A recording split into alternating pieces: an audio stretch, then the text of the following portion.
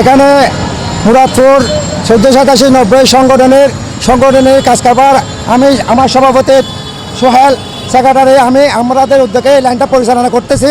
আমরা কোনো চাঁদাবাজি কোনো টাকা নিচ্ছি না।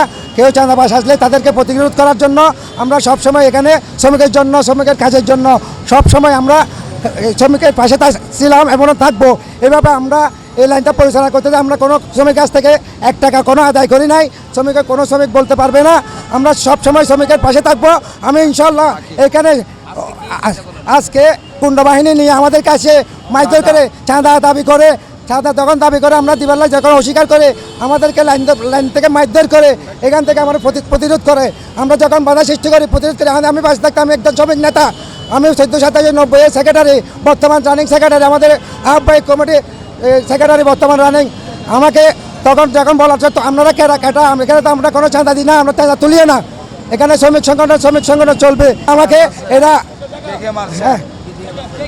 হাতে লাঠি চাকু দিয়ে আর চাকু নিয়ে আসছে ছুরি লাঠি এগুলো নিয়ে তারা এসে আমাদেরকে অতিরিক্ত হামলা করে চাঁদা দিতে হবে না গেলে এখান থেকে মারে আমার রাস্তার উপরে হুমকি দিছে মেরে ফেলার হুমকি দিছে।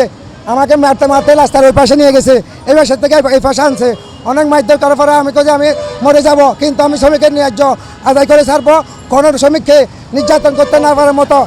এখন আমি সুষ্ঠু আইনের কাছে চাঁদাবাজের বিচার চাই এদের বিচার চাই।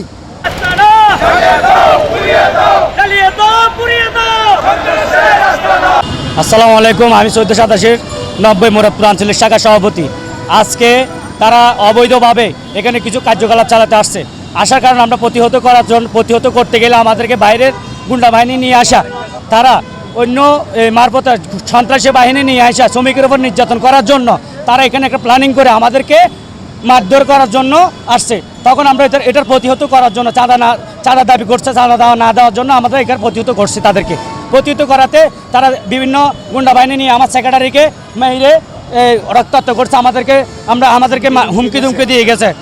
এটা আমরা প্রশাসনের কাছে সুষ্ঠুভাবে সুষ্ঠুভাবে একটা বিচার চাই এবং আমরা এই ৮ আসনের এরশাদুল্লাহ ভাইকে অবগত করে জানাতে যাচ্ছে যে উনি যেহেতু আমাদেরকে কমিটি দিয়েছে উনি অবগত, উনি যেহেতু আমাদের দিকে একটু সুদৃষ্টি নজর রাখে। জবাব চাই